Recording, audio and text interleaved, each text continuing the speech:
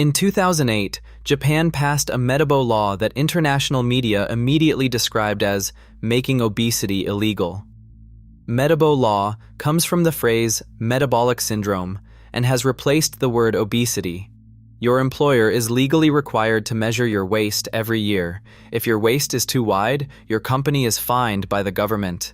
Not a joke, not a drill, a real law, still in effect today. And Japan's obesity rate is 4%. America's obesity rate is 43%.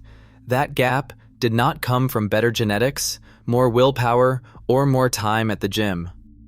Only 3.3% of Japanese people even have a gym membership. 21% of Americans do. 6 times more gym memberships. 10 times more obesity. Something else entirely is going on here, and once you see what it actually is, you will not be able to look at your own daily life the same way again.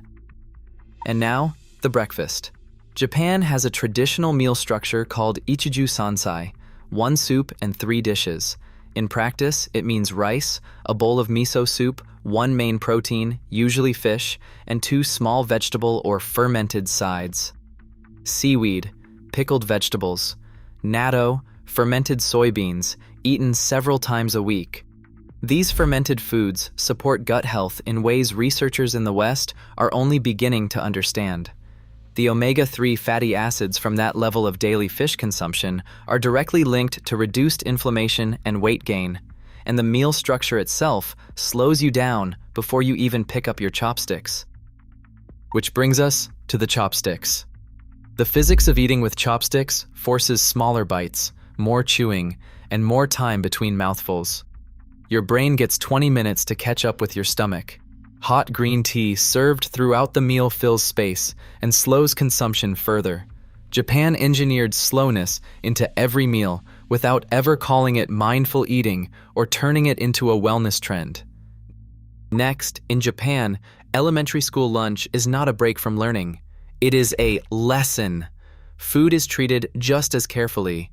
In Japanese schools, processed food is not allowed. Every meal is prepared, fresh in the school kitchen at the start of the day, and students cannot bring packed lunches from home. The menus are designed by qualified nutritionists using locally sourced, seasonal ingredients. And here is the part that explains something much bigger. If you ask Japanese schoolchildren what their favorite food is, many of them will say broccoli, seaweed, or white rice. Not pizza, not chicken nuggets, not anything that comes in a wrapper. To Westerners, that sounds strange, but it is not strange at all once you understand what happened. Those children were not forced to like healthy food. They were raised inside an environment where healthy food was simply what food was. Their taste buds were calibrated before junk food had a chance to compete. By the time a Japanese child finishes elementary school, they have spent 6 years eating nutritionist-designed meals, serving them with their own hands, and learning where food comes from. They grow into adults who do not need a diet plan because they already know how to eat. While American countries were building an obesity crisis, Japan was quietly installing a solution into every 6-year-old in the country. In Japan, convenience stores do not mean junk food. Japan has 55,000 convenience stores, like 7-Eleven, 10 times more per square kilometer than in the United States. But here is the difference that changes everything. Imagine walking into a convenience store and finding fresh rice balls, roasted fish, boiled eggs, salads, and green tea, instead of aisles packed with chips, candy, and sugary drinks. In Japan, that's completely normal. Meanwhile, many convenience stores in the United States still revolve around ultra-processed snacks and soda. When your fastest food options are real meals instead of junk, eating healthier stops being a challenge. It simply becomes the default. The average Japanese person eats half the sugar an American does. A large soda at McDonald's in Japan is smaller than an American small.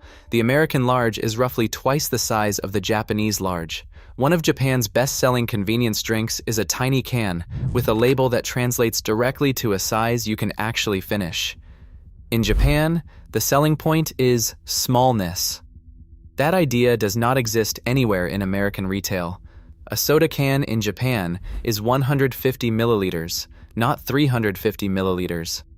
Desserts are tiny but beautifully made, satisfaction through experience, not volume. When even the worst fast option on a busy day is still reasonably healthy, the environment is doing the work for you. Nobody in Japan drinks a big gulp. You cannot find one. The cultural logic underneath this is a Japanese concept called mottainai. It means wasteful. Leaving food or drink unfinished is considered disrespectful. Children in Japanese schools are not allowed to take their lunch break until they finish what is on their tray, not as punishment, as a lesson about the value of what was prepared for them. The result is that restaurants and food companies in Japan do not compete on size. They serve what a person can actually finish. In America, the entire value proposition of food is volume. More for your money. Bigger is better. That message is built into every drive-thru, every restaurant portion, every convenience store shelf, and it works exactly as designed. Now for the part the fitness industry does not want you to think too hard about. There is also a rule from Okinawa, the Japanese island that once had the highest concentration of people over 100 years old anywhere on Earth. That may be the single most effective eating instruction ever written. Hara, hachi, bu. Eat until you are 80% full. Then stop. It takes roughly 20 minutes for your stomach to signal your brain that it is full. The Western habit of eating until you feel full means you have already been eating for 20 minutes past the point of enough every single time. Hara hachi bu accounts for that delay. You stop before the signal arrives. By the time it does, you land exactly where you should be. No app, no calorie counter, no willpower.